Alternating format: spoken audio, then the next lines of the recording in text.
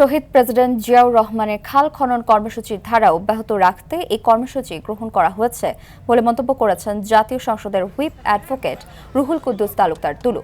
সকালে নাটোর সদরের হালসা হেলেঞ্চা খাল পুনর্খনন ও ভাতুরি জামিনী খাল খননের উদ্বোধনে তিনি এসব কথা বলেন।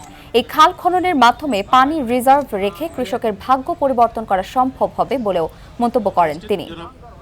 আরিফ হোসেন স্যার আরো উপস্থিত রয়েছেন ফুল দিয়ে বরণ করে নেওয়ার জন্য।